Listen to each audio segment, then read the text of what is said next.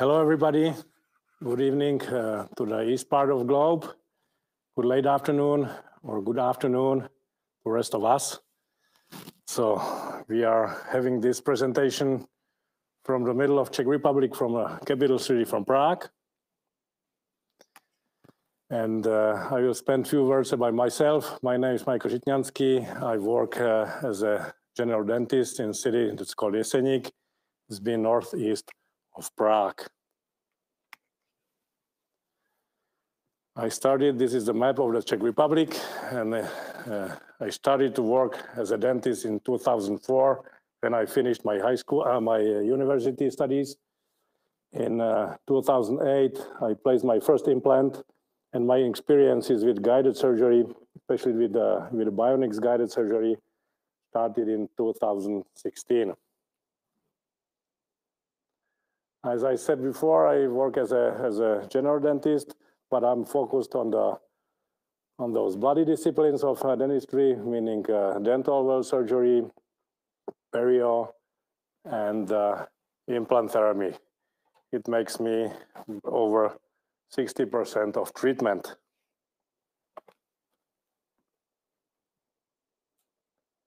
Here I have 4 seasons above the city where I was born, raised, and where I currently study. And as the introduction, I will play a video in which you are going to see briefly what I'm going to discuss and explain more deeply in this presentation. So have a seat. I will have some water, make comfortable. We are going to start.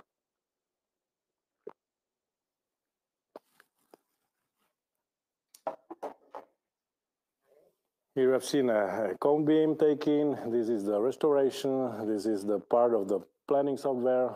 This is a case you are going to see as the first one for a full guided surgery case. Making a guide. This is a scanning process with the digital technologies. I will spend a few words lately. This is one of the final restorations. Once you are going to see this case, we will be approaching the finish. So this is going to be the last case of today's presentation. This is a planning how to fabricate a surgical guide or surgical template. This is a 3D printing of the guide. As you probably know, the LASAK company that produces a bionic system is a Czech brand. This 3D printer is also made in Czech Republic. So I'm using mostly a national products. This is the pilot surgery. You will see it in the first 2 cases. This is fully guided surgery. You will see them in the last 3 cases.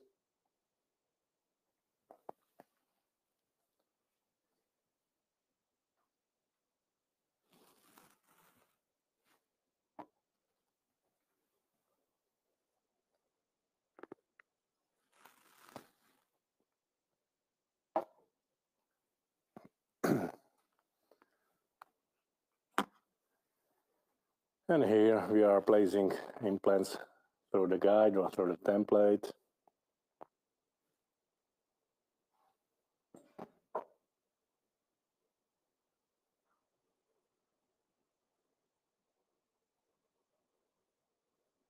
This is going to be the end of the last case we are going to see today, at least for those who won't fall asleep. So thanks, LASAK, for this presentation. And we can start. So, something about the content. Introduction is over. So I will spend a few words about the workflow. Then I will discuss the differences between a pilot guided surgery and fully guided surgery with the bionic system. I will have to mention something about the technology. Then you will have a chance to ask questions. I will try to answer the easiest ones. And at the end, we will go through 5 other cases. First 2 of them will focus on a pilot guided surgery, and the rest of them for fully guided surgery. So let's start with the workflow. Once we have a treatment plan, doesn't matter if it's an easy one or a demanding one, we try to make the treatment plan real. So we make the cone beam scan. Depending on the cone beam scan, we decide both for augmentation or for surgery. If we go for surgery, then I do the intraoral scan, and by those data that I load and merge in the planning software, I set a position of the implant, the abutment, a fixing screw, and whatever we want to plan. And we make the surgical template. And after the surgical template has been designed in a software, we send it for a 3D printing. 3D printers are becoming quite cheaper, so it's not a problem to print it in our offices. And once we have the guide ready for surgery, I do the surgery, and by the surgery, we can do the final restoration. So the basic principle is quite simple. Let's take a look at what are the differences between a guided surgery and fully guided surgery, or for the bionic system. We have 2 options. Go for the pilot guided, which is quite an easy one, or fully guided, which is more complex, more accurate, sometimes more demanding. The differences are that in a pilot guided surgery, the surgical template leaves only the pilot drill. There is one exception, and it is when we are using 2.9 implant, which is enough and a final for the pilot guided surgery. On the other hand, fully guided surgery leads a complete set of tools. Even it's possible to place an implant through the guide or through the template. And with a pilot guided surgery, only final drill goes through a template, and the rest of the surgical procedures is done under eye control. On the other hand, fully guided surgery can be done almost completely with using the surgical template. What are the benefits of the guided surgery? I bet all of you knows it, but I will spend a few words about that. The great advantage is the possibility of prosthetic planning. We can do planning of the case even before the surgery. We can avoid risk structures, especially in my case, Mendel nerve. We can avoid complex augmentations. Sometimes it's not necessary to do even a sinus lift procedure because we can find a bone and hit the bone exactly with the implant. So there is no hassle around the time of the surgery. We can just plan it before, and the surgery just goes easily. And the benefit for the patient is the quickness of the surgical procedure.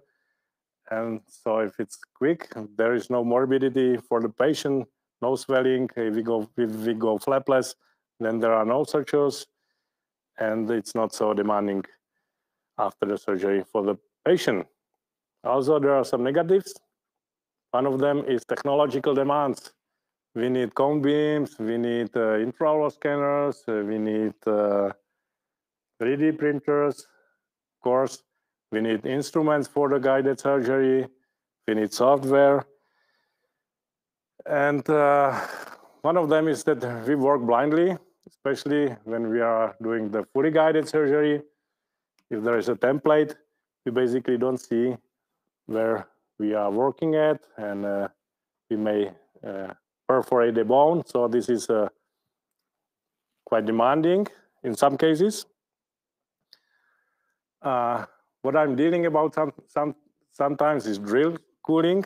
At the last case, you are going to see what I meant in this point, where the coolant didn't cool the drill properly. So this is one of the things you have to care about. Another thing that's demanding is space requirements, especially with a fully guided surgery. The sleeves and the guide, it needs some space. And if you are working in a narrow space, especially lateral incisor in upper jaw or incisors in lower jaw, there doesn't have to be enough space to fit a sleeve in. So let's compare pilot-guided surgery with a fully guided surgery. Do we need specific instruments for pilot-guided surgery? Almost not, but we need complete sets of instruments for a fully guided surgery. Speaking of accuracy, if we go for 4.0 implant or 3.5 implant and 5.0, the accuracy is better for fully guided surgery. If we go for 2.9 implant, there is just one drill. The pilot-guided surgery is more accurate. You will see it in the cases. Sleeve size. If you are going to place implants in a lateral incisor with fully guided surgery, the sleeve doesn't have to fit in a small gap. Sometimes we need that the template will lead only the pilot drill. I do it when I do augmentation procedures simultaneously with the surgery. If we want to go with all the drills, then fully guided surgery is perfect. If we want to go flapless, fully guided surgery is just perfect for that. If we have enough keratinized tissues and the profile of the alveol is good. Space demands are better on a pilot-guided surgery where the sleeves are much smaller than for a fully guided surgery. And here, another point I am a bit afraid of is a risk of fixture contamination during insertion. It's especially when we are placing implant through a guide with fully guided surgery, we can hit the soft tissue, granulation tissue, so there can contamination of the implant surface occur, and the implant may not end up with also integration. So let's go to see indications, at least in my hands.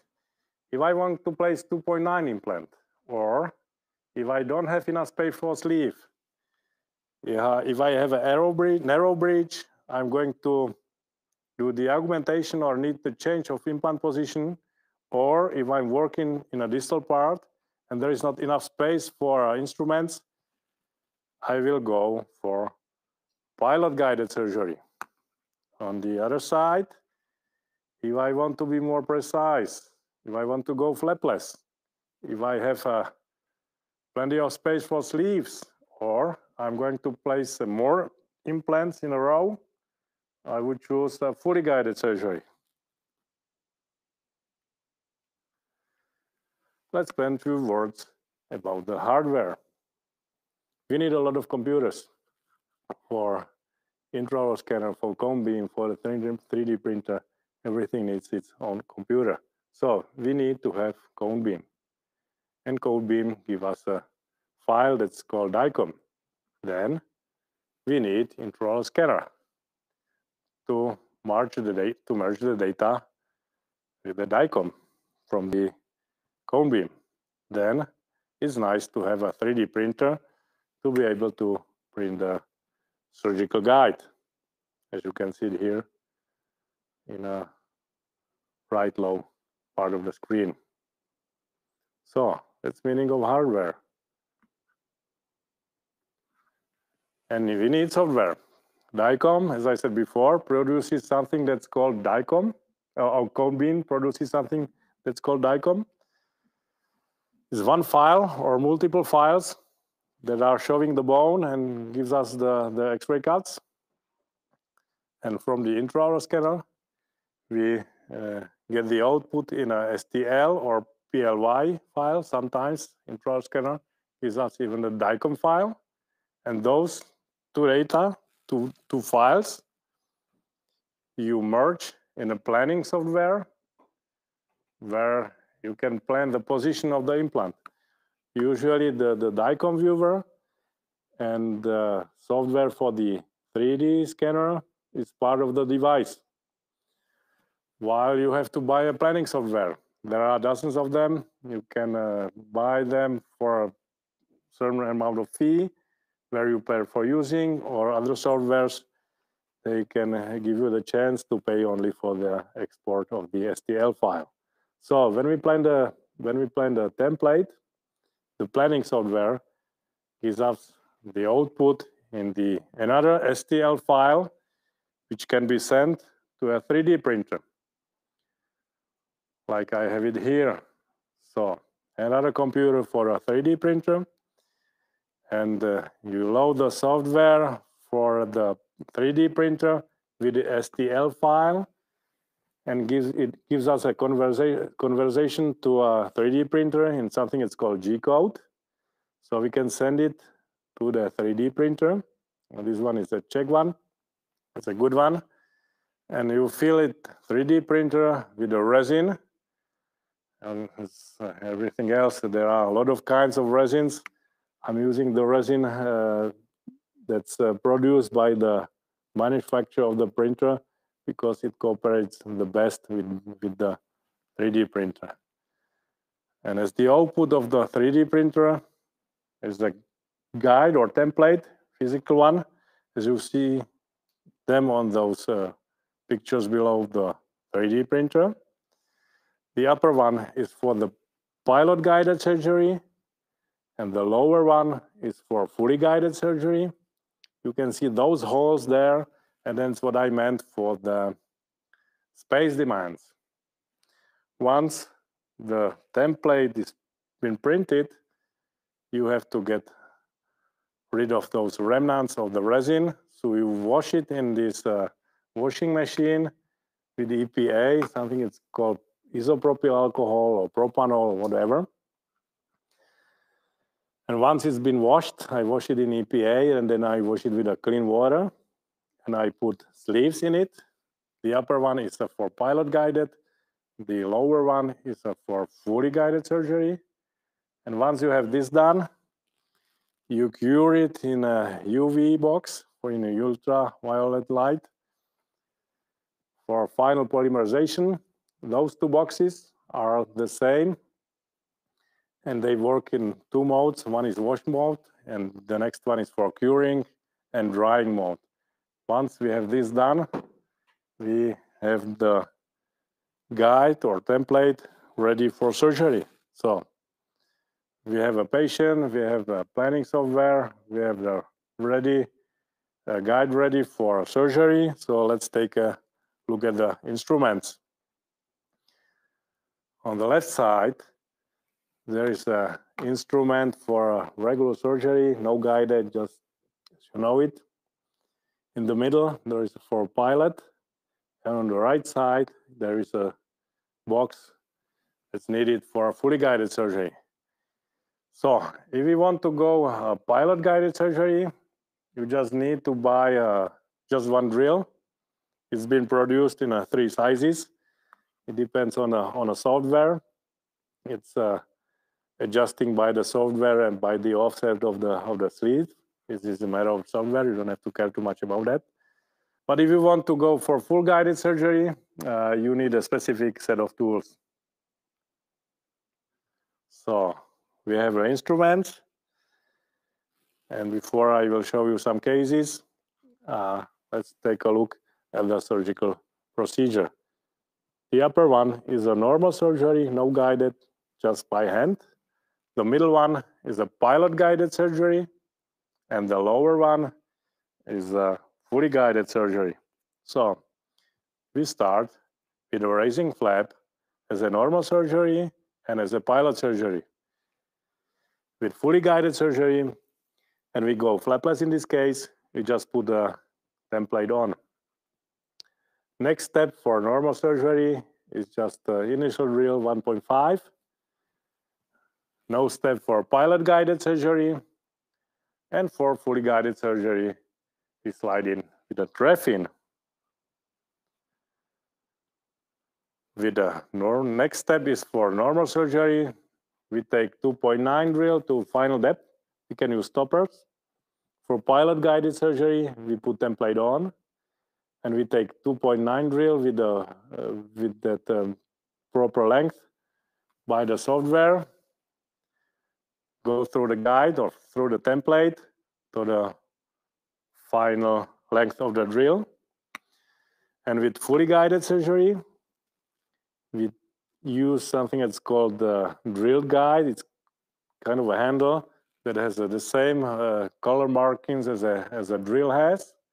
And we go to 2.9 drill to a final depth to the stopper.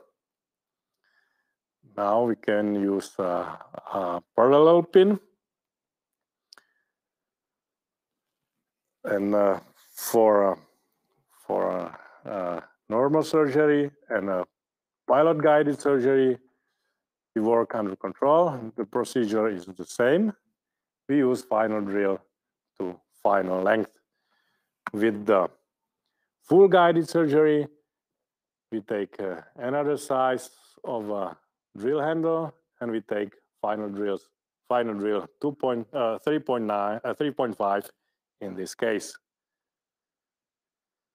We may use a depth gauge, countersink in a case of normal surgery or pilot guided surgery. And when using a fully guided surgery, there is another specific tool that is called C-handle. And we slide it out of the mouth of the patient with a countersink, and then put it in a template and drill to the stopper. And then we may use a thread former. Pilot is the same as the normal surgery, and with the fully guided surgery, we take a thread former. Again, we slide it in to the C-shaped handle or guide, and we cut the threads by the markings that you see on the drill. And the final step is implant insertion. With a fully guided surgery, you can do it through the template, but it's not a problem to take the template off and insert it without the template. Now I'm going to show you a video. It's a loop, so you can watch it on both sides. Left side is a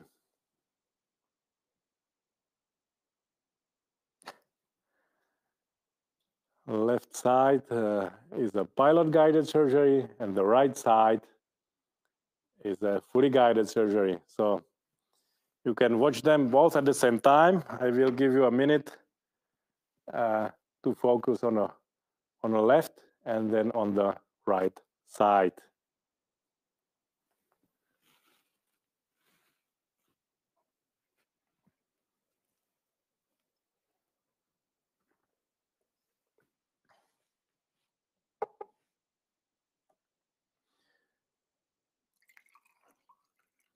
I will wait until the next implant through fully guided surgery will be seated, and then we go to a next topic.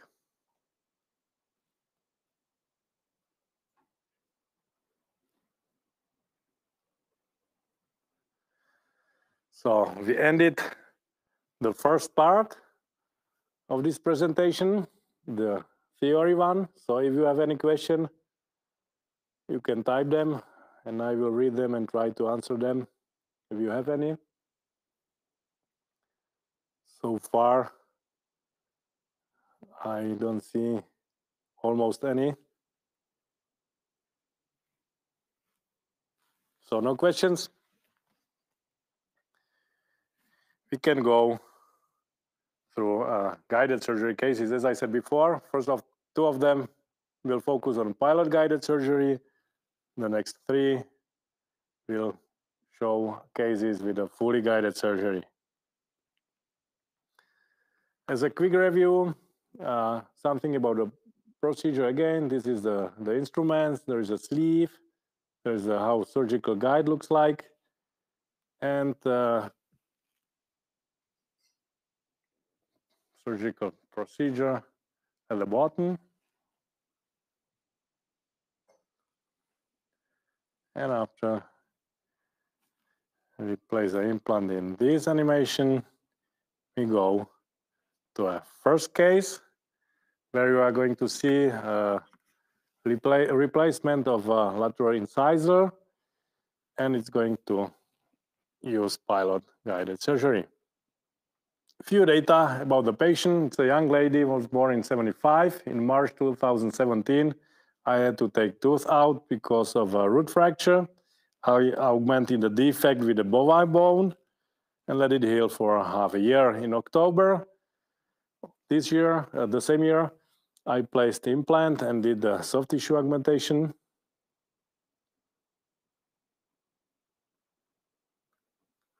In March, I placed a provisional crown. And in May, I've done the final reconstruction with zirconia abutment and Emax cemented crown. So we have the data for the planning software.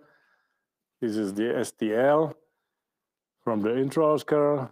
On the right side, you see the profile of the alveolar ridge.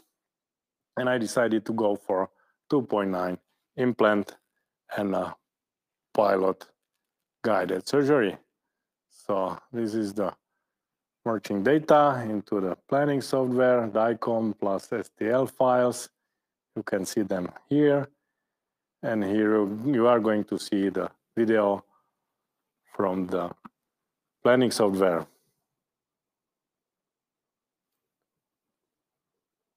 So I imported the DICOM. This is the STL. I placed the virtual crown here. Checks the aesthetics. Put abutment, put implant, abutment. Check where the fixing screw is going to show up. This is the guide sleeve placement. See that the pilot guided surgery fits perfectly in this small narrow gap. And once the template is designed in a software, I send it for printing in a 3D printer, and the surgery can take place. This video from the surgery will focus on guided surgery implantation, so you are not going to see there the augmentation of the soft tissue part. So raising the flaps.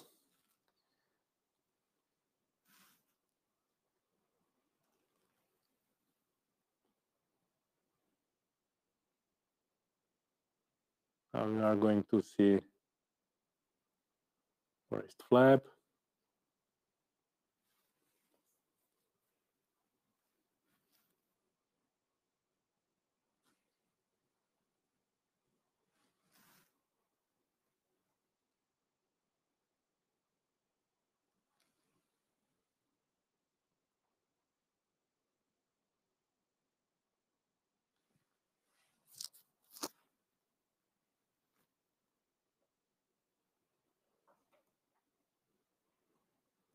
Now you see the template.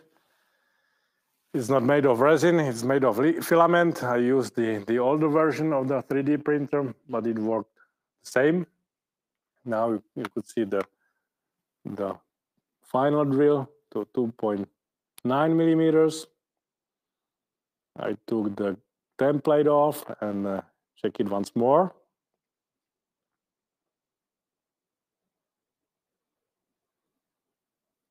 Pin, and now the countersink and placing 2.9 implant.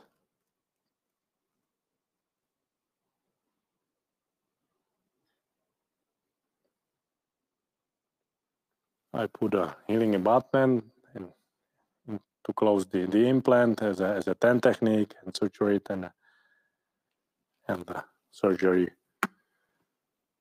was over. Of course, I put membrane to replace the connective tissue instead of connective tissue graft because the patient asked me not for grafting. She was afraid of pain. So that's the reason why I grafted using a membrane.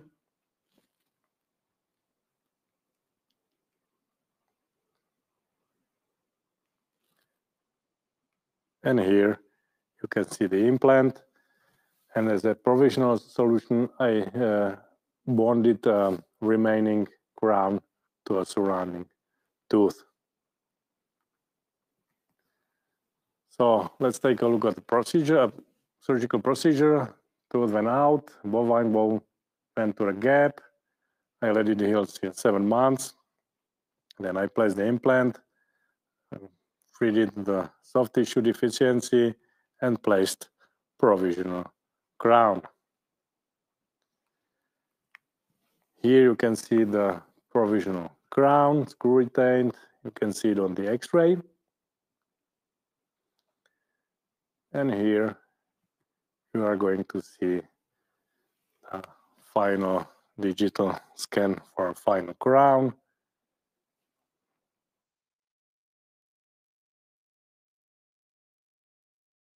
We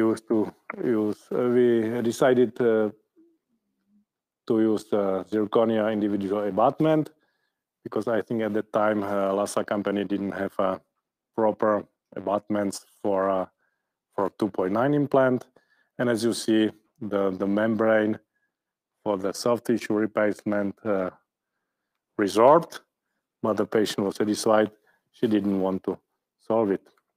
And we put IMEX crown on that zirconia abutment. Here on those slides, you are going to see the preciseness of this pilot surgical procedure. You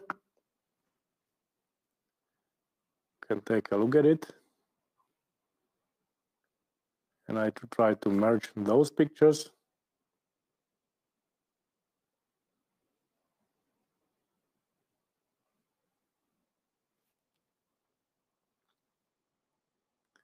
And here you can see that the implant was placed almost the same position as it was planned.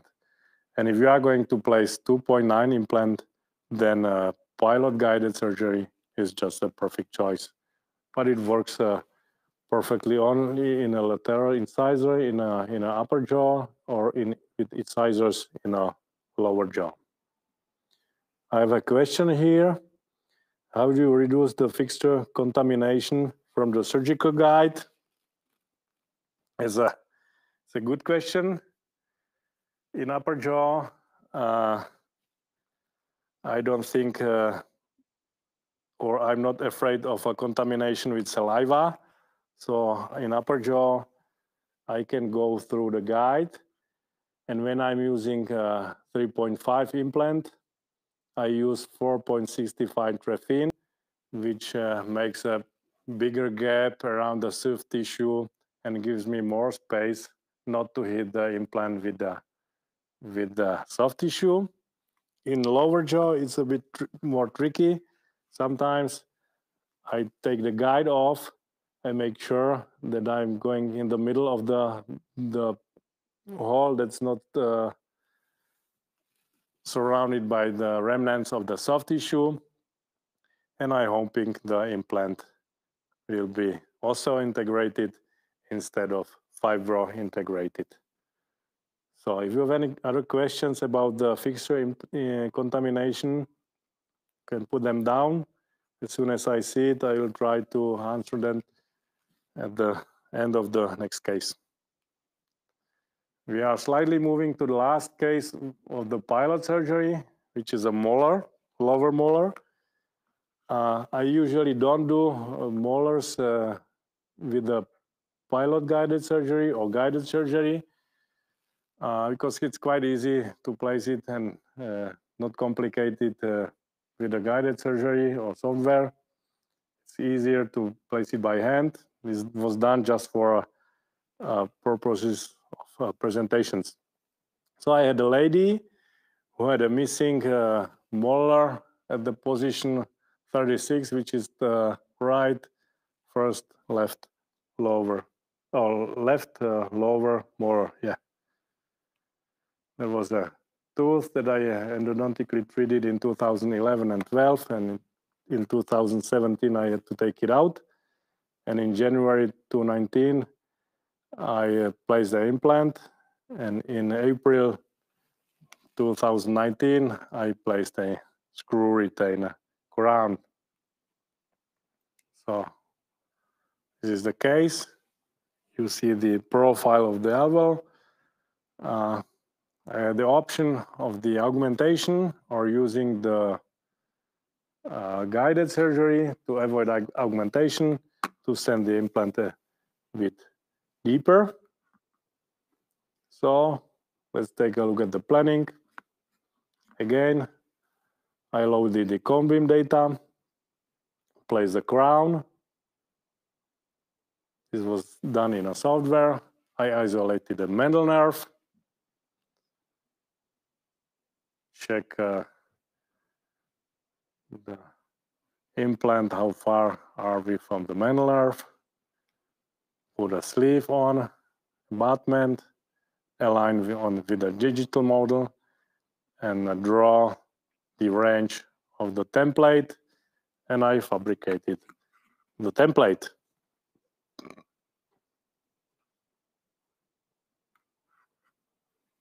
See the surgical template here. It looks like a right lower molar, but it's been taking picture using mirror, so it's really left on the left side. And here you can see the surgical template. It's the older one as the previous one with a stecho sleeve. Here you can see the pilot drill 1.5. Now with a newer set of tools, you don't need it. Just 2.9 drill is enough. And you drill it to the stopper. If you think about the cooling, I dropped to 200 or 150 RPMs, not to overheat the bone. You can see the 2.9 drill on the stopper at the final length. And this is the healing abutment of the healed implant with the X-ray after 7 weeks. This is the scanning body. This one is the older one, the wide one. Now I'm using the narrower one, the X-ray. And this is the final crown in mouth on a model on the X-ray. And here you can see it from the occlusal view. So this was all about the pilot guided surgery cases. Yeah, and I see the question here, how do you decrease the possibility of overheat during full implant surgery? As I said, I drop the rotation. I go for 150 rotations or revolutions per minute, and I really go slowly. I try not to drill long implants, just 10 millimeters is enough. Another possibility is just to take the template off and see the coolant properly going on the drill. You will see it on the last case, how the coolant didn't cool the drill properly. But just because I dropped the rotation of the drill, the implant healed, so no overheating of the bone there. And we start with the full guided surgery. You have the specific tools for full guided surgery. You see the sleeve here. On the right side, you see the template. And this template is for a full arch case. So you see a holes there for fixating pins, and the review of the surgical protocol at the bottom. So let's start with the first case. It was a lady. She worked as a dental assistant, so it was a kind of a challenging case. And I was replacing a failing bridge in upper jaw. And instead of X-up, I used the remaining bridge to find a position for implants. So in October 2019, she came to my office to replace a bridge in the upper part of maxilla from canine on the right side to a lateral incisor on the left side. In November, the surgery came on. I pulled the two teeth and radixes out and put the implants directly into the holes and made the provisional bridge, and immediately I loaded it. And in May, after the healing period, I placed a screw retained zirconia bridge. You see the initial situation here. On the X-ray, the implant of the right side did my job, and it was placed in, I think, 2013 or so. But you see the canine is lost, incisors are almost lost, and one remaining tooth wasn't enough to hold the crown or even bridge. So we decided to take it out and replace it.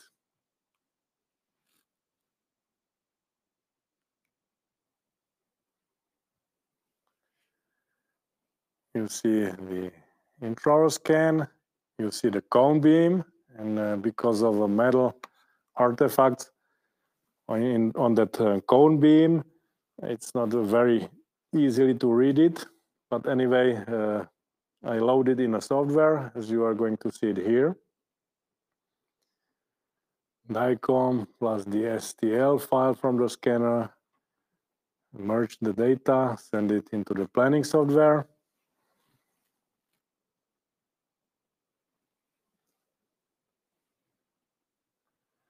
And we can start the planning procedure. You can see the DICOM data is not very nicely readable. I checked the roots.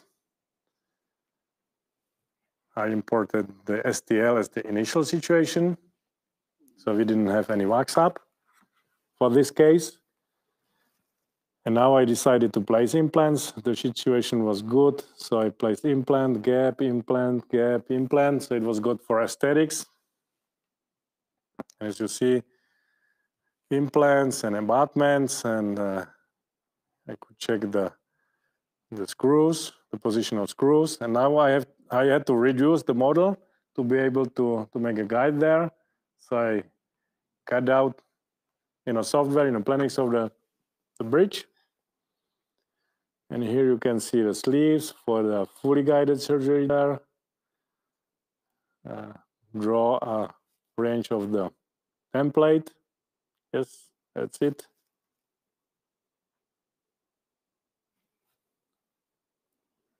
And you can see a printed guide on a printed model with the sleeves that are ready for surgery. So once more, this is an initial situation of the patient. This is after bridge removal, after extractions, and with the template that's on a remaining teeth. And let's take a look at the surgery.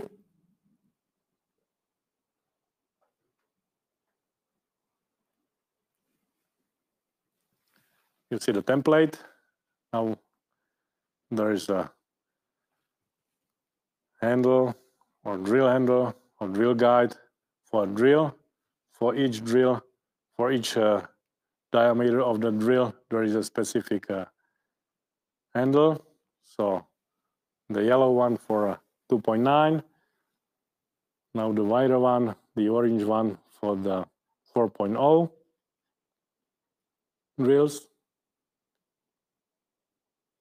Depth gauge in this case, because even though I go digitally, I always try to check it and make sure. And now we are going to place implants. And as the question before was, how do I control the fixture contamination? Here you can see I control it. I have this tool to remove soft tissue on the palatal side. It looked like I really hit the tissue, but everything has healed in this case, luckily.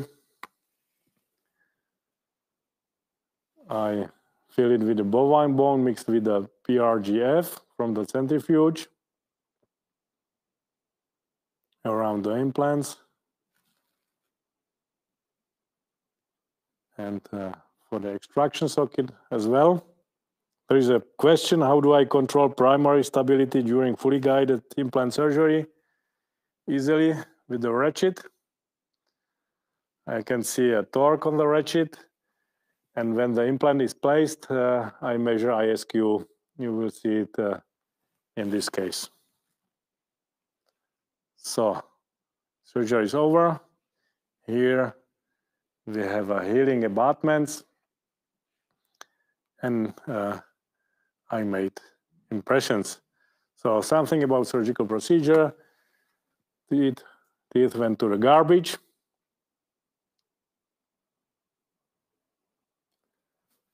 Placed 3 implants. And here you can see ISQ. So this is the primary stability control. Or you can see it on a ratchet. I usually end up between 25 and 30 newtons. And when everything has been placed, I let it heal half a year. See, the middle implant, I had a low ISQ, but because the surrounding implants had pretty high ISQ, I decided for immediate loading. So I made a provisional bridge. Here are scanning abutments, and here you can see the ISQ, how it raised in half a year. Well, the middle one, the middle implant, doesn't have ISQ too high, but it's been there for a couple of years and it works. So let's take a look at some pictures. Here you can see the healing abutments, scanning bodies. I try to put surgical template over the scan bodies so you can see I'm pretty successful with it. And here, and here you can see the provisional bridge that's put on the implants. And here you can see at the bottom you can see the screws for the holes for the mounting screws. This is the scanning process, and this is the final restoration on a print model. You can see the holes for the screws. They end up in good positions. This is the emergence profile. Another view of emergence profile, and this is the final reconstruction with the X-ray. So let's compare it. Just because of those artifacts, it's hardly to see it, but in this case, I think I was successful again with the position of the implants. I'm trying to look if there are any other questions. No other questions so far. So let's go to another case. This was an older lady, where she had residual teeth, and I had to cooperate with the technician to prepare me a wax up because I had no teeth to plant, so it was easier to send it to my technician, and she helped me to make the wax up, and I placed the implants by that. This case was done flaplessly, and on the X-ray you will see I was forced to make a template fixation with pins. So a few data about the patient. She came in March to solve a defect in the mandible. In May, we did some examination and prepared the surgical template. In July, I placed 4 implants with a Flapless approach. And in November, we place screw retain zirconia bridge. So we were lucky to finish it before Christmas. And here on the X-ray, you can see the initial situation. The implant at the last position on the left lower side is also from the LASAK company. It's been placed in the middle of 90s, and it's nice that it still works there perfectly. So let's take a look at the case. This is the initial situation. This is the profile of the alveolar ridge, as you can see it here. We had a few teeth to put a template on and catch the articulation. So I send the data into the planning software. You can see how nicely it was merged in the software. And here on this video, you are going to see the planning process. Again, import of the cone beam data, mental nerve, isolation, STL data, and this is the wax app that was used to find a position for the implants. You can see the guide tubes for the sleeves. They are much bigger. If I would be placing teeth more closely to each other, I would go probably for pilot because of the space requirements for the sleeves, as I said at the beginning. Now I'm placing the pins for stabilize the template. I'm usually using 3 or 4 of them. Here I had to check if I'm not going to hit the implant. And this is how surgical template looks like.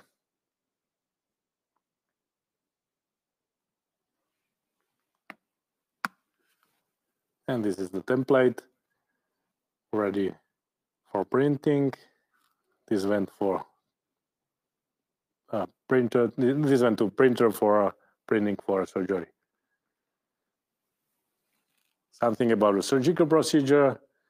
I place flaplessly 4 implants. The distal ones as tissue level ones, the middle ones as bone levels. I let it heal for 12 weeks. Here you can see ISQ. So this is how I control the primer stability.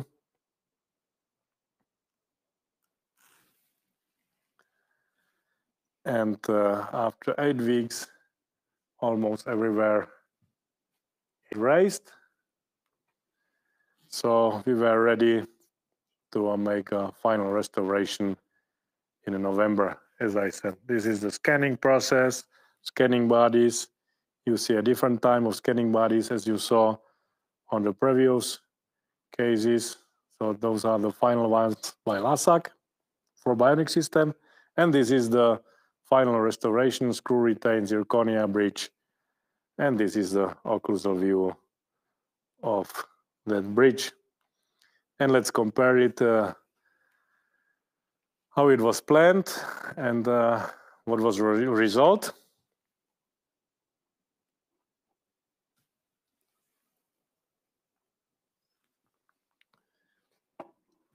And while you look at it, I will try to answer another question, which is when I use the digital surgical guide for drilling, I could not identify the bone type D1 to D4 very precisely during drilling procedure.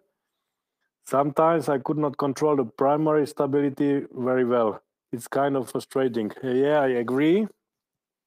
But in the software, in the planning software, you can measure the quality of the bone with the Hounsfield units, and by those you can convert it to what D1 or D4 classification by Misch or Craigs, and by that you can decide if you are going to have a primer stability or not. When I'm hesitating about the primer stability, with 2.9 drill, I can take the guide off and take the thread former, and in hands just turn it around and see if the bone is like D1, D2, or D4, and if it's like D4 with the 2.9 thread former, I drill it deeply, or just don't do immediate loading and wait for healing. So I hope it's a good answer for the question.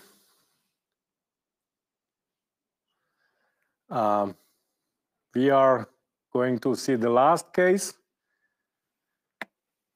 I hope many of you didn't fall asleep. So let's take a look. It was a patient, finally a man, who had no teeth in the lower jaw, and he asked me to have it fixed.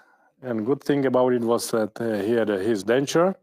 So I used his denture as a scan appliance, or it's called in a software as a scan appliance, which was used to change it into the template in a software. You will see it on the video, and you will see it during the surgery. Few data about the patient. In September, he had come for a full arch reconstruction in mandible. In October, we did the examination and we prepared the template.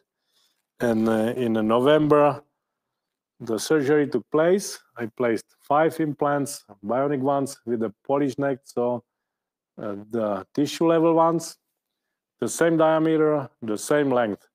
And in March 2022, we finished the restoration with a screw retain reconstruction. This is the cone beam with the cone beam marks, those white spots you can see there. So this is the cone beam in a 2D, just for illustration. And this is the initial situation, the upper jaw. We saw with this spring, I guess, but the subject was the lower jaw. Those circles and spots there, those are cone beam marks. It's been put on his denture. And on the right side, you see his denture that I took cone beam into DICOM format as well. So in this case, the merging data was a slightly different process than in the other ones. Here you can see the flight through the alveolar ridge, if it's narrow or not. It seems like in the middle, it's quite a narrow, but I was able to put a 3.5 implant there without splitting or without the augmentation procedure. It's good about the guided surgery and planning.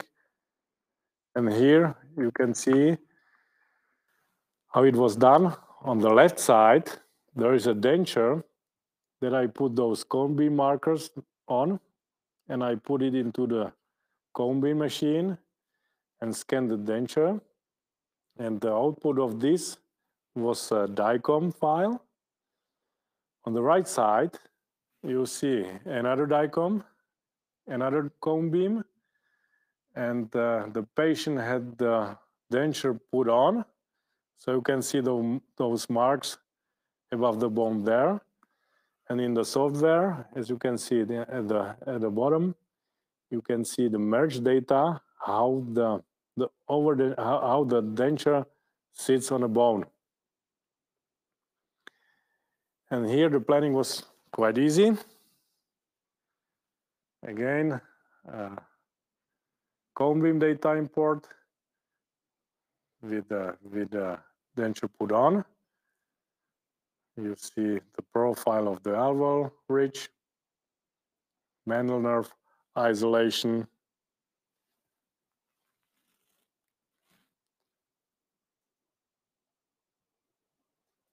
I imported, in this case, scan appliance, which is denture with a cone beam markers. You see how it sits on a bone. And now I started to place implants, abutments, and sleeves. I still started with the middle one, then went to a distal parts, just shortly in front of the medial nerve, foramen mentalis. And then I placed 2 remaining implants. You can see the planning. Once we have the implants position, we had to place fixation pins. So I put the skin appliance there to be able to have it in a template. In this case, I put 3 pins. They are usually enough to stabilize the template. Now we have to check if we are out of the implants or nerves, for sure. And software will change or convert the scan appliance into the surgical template. As you can see it here.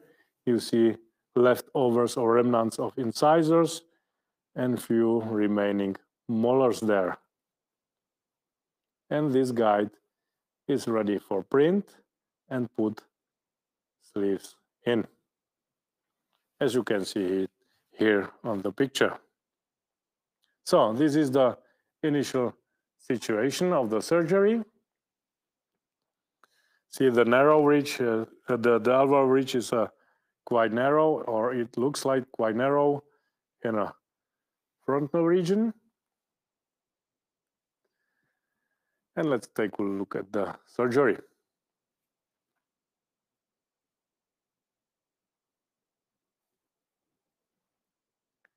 Now you have to place the template precisely, drill the holes for fixing pins. 1 pin is ready.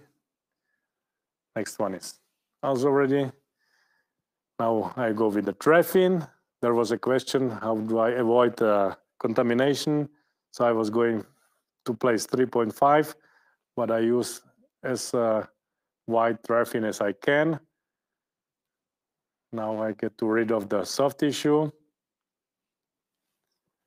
Put the template on again. Sometimes tricky to find the holes for fixing pins, but it's not such a disaster.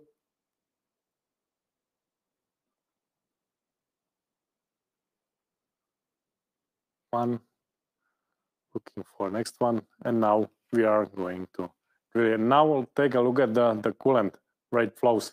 It goes totally away from the drill, so it might be overheated, but just because I dropped down the speed of the drill, now it's going to be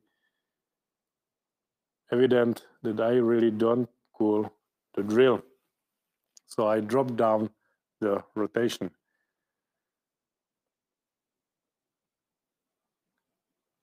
Now I'm going to drill, to cool the drill, as you can see it. I do it 5 times, easily. I skip the part with the countersink and a thread former because it wasn't good to see it on the video. And now I'm placing the implant. In the middle, the blue ring, as you can see there, is a pin for fixating the guide to the implant. It was just for video purpose there. And now you can see the control of a primer stability. I do it by hand in a ratchet. You can see markings there on an insertion wrench there. Usually it's not a problem to reach the primer stability, but if it's not reaching the primer stability, you are right, it's kind of frustrating. Now I'm going to take the guide off.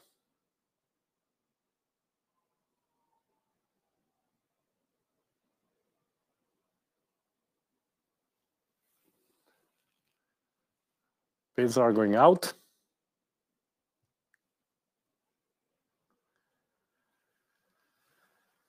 And here, in the depth of the bone, you can see the implants. The middle one has been sent a bit deeper to be in the middle of the bone. So, because it was a kind of a narrow ridge at the top of the alveolar ridge.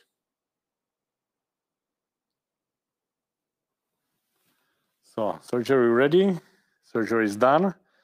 If the surgery goes well, with the guy, it takes like 20 minutes to do all this. And the benefit for the patient is, as I said before, the healing is much, much faster and better rather than a raised flap and a lot of suturing and so on. No bleeding, no swelling, just few painkillers. Usually for this surgery, I do only premedication of 2 grams of amoxicillin with clavulanic acid. And that's enough for surgery. And usually I don't have complications, not even major ones. So let's see briefly the surgical procedure. Flapless approach, 5 implants went in. This is the ISQ at the date of the surgery. The blue ones are at the healing period after 11 weeks. So there was no fear to make a final restoration. I'm going to show a few pictures of the surgery. This is the surgical template placed on the bone, fixing the pins. This is the fixed template. This is the trephine. When I'm drilling the bone, I drop down to 150 rotations. When using the trephine, I go for 2000 RPMs to have the clear and nice cut and push it hard to the bone. So the edge of the cut is nice and smooth, and it's so I can easily take it out. So this is a template remover with a soft tissue remover. One of the questions was reducing the fixture contamination. You can see the holes for the implants, and there is a few millimeters of the bone, and then there is a soft tissue. And if you go this way, you have enough space to place implant and not to contaminate it with some saliva or granulation tissue or whatever. So this is the preparation with 2.9 drill to a final depth. 3.5, as I said, each handle or drill handle has its own color depending on the color of the drill and an implant basically. As you can see here, this is the thread former. It has a different handle. It's called C-shape guide.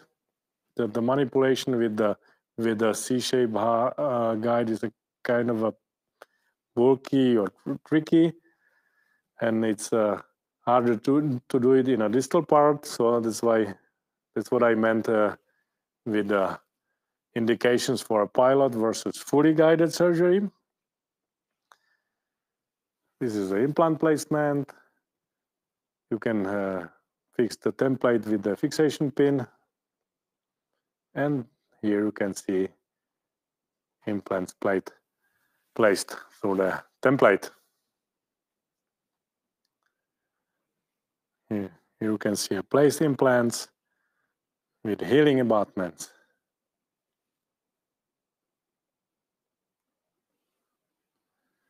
And after 11 weeks, we started to prepare a final reconstruction. We started as a PMA setup, and if it's adjusted and looks well and a patient is satisfied, then I do the final reconstruction. The base is made of titanium or PEEK, and I glue in abutments, and the teeth are made of composite or PMMA. As you can see it here, this is the screw retained reconstruction in the mouth and occlusal view.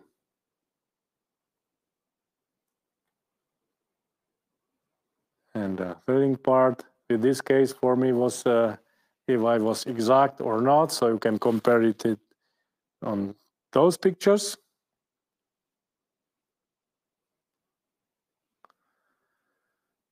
And even on those cuts from the planning software and from the cone beam scans.